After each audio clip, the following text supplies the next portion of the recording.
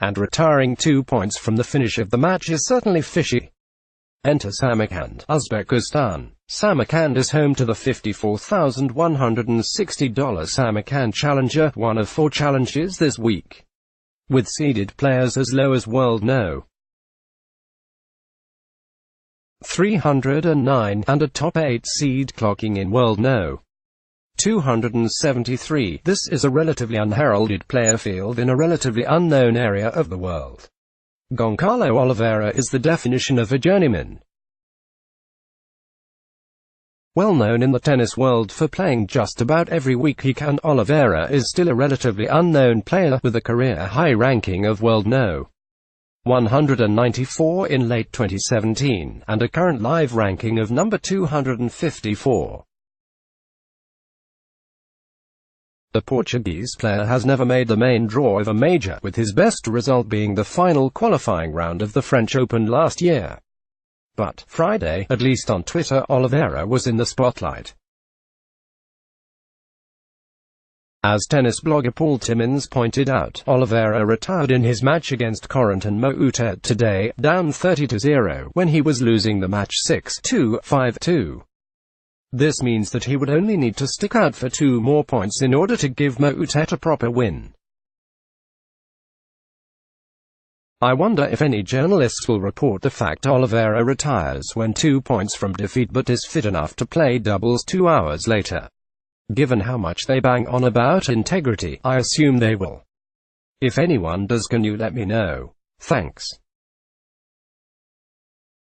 Paul Timmins at Port_tennis, May 17, 2019. However, the right hip injury of Oliveira surely had to be debilitating, as Oliveira retired from his match, giving Moutet the win by retirement.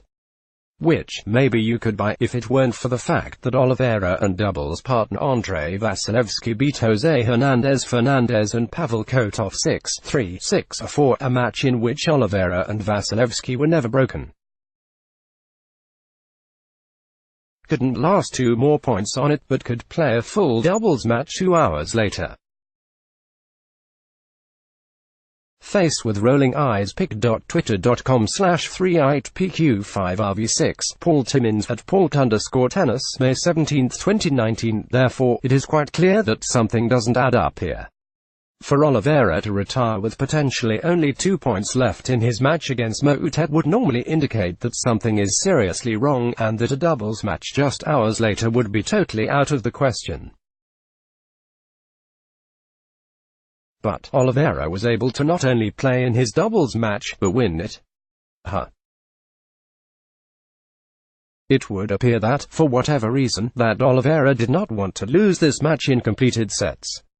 What makes this especially fishy is how some bookmakers offer voids for matches that aren't finished.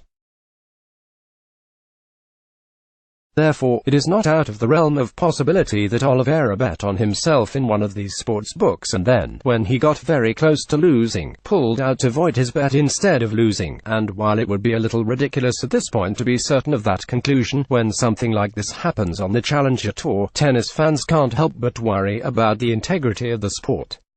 While it might have been a legitimate injury, it is certainly suspicious. More late retirements. But the title of this article mentions that late retirements are a trend, not an instance. This is where Timur Izgabashvili comes into play, in a very similar scenario.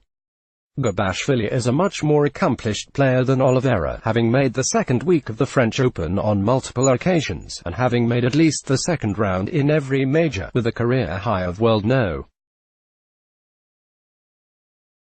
43 in April of 2015. But Gabashvili is having a tough season. He is currently No. 382 in the ATP Live rankings, having not won consecutive matches at the challenger level since May of last year, and with that being his only time in 2018 having 2 wins in a row at a challenger. Interestingly enough, earlier in May, Gabashvili retired against Dmitry Voronin at the Shymkent Challenger, down 5-7, 6-4, 2-5 0 to 30. Gabashvili was also 2 points away from losing, but instead of playing out the match, decided to pull out. Again, must have been a pretty serious injury to retire from the match, with the conclusion of the match potentially only a single minute away. But, a couple of days later, Gabashvili was winning a doubles match alongside partner Grigory Lomakin, with the time of the match over 1 hour and 45 minutes.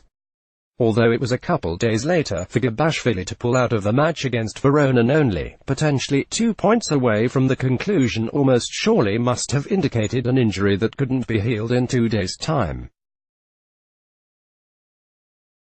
And certainly Gabashvili wouldn't be able to hold up physically in a match that approached 2 hours, not after having such a serious injury. Book. This is not the only time Gabashvili has retired so close to the conclusion of a match. In a 2018 Challenger in Istanbul, he retired down 4-6, 1-4 against Evgeny Donskoy. And against Mirza Basic in a Challenger in Quimper last year, he retired down 6-4, 1-6, 2-5. I know 4-6, 1-4 is not one game away from a loss, or even 2 points away, but given what's been going on with his retirement, it is a little suspicious. In light of what happened with Oliveira today, and with Gabashvili in the past, it wouldn't hurt the TU to at least look into matches such as these, and at least make sure that there was nothing fishy going on. I'm not accusing either of these players on betting on themselves, but at the very least, further investigation is needed. Given what has previously happened on the Challenger Tour, fans can't help but be suspicious, and the TU should be trying to err on the side of caution. After all, we have documented many suspicious cases on this very site. Oliveira's late retirement's in question. https://livestream.com/atp/events/868414 https://livestream.com/atp/events/868414 closing parenthesis the main Gabashvili late retirement in question. https://livestream.com/atp/events/86688848 closing parenthesis main photo from Getty. Let's block ads. Why?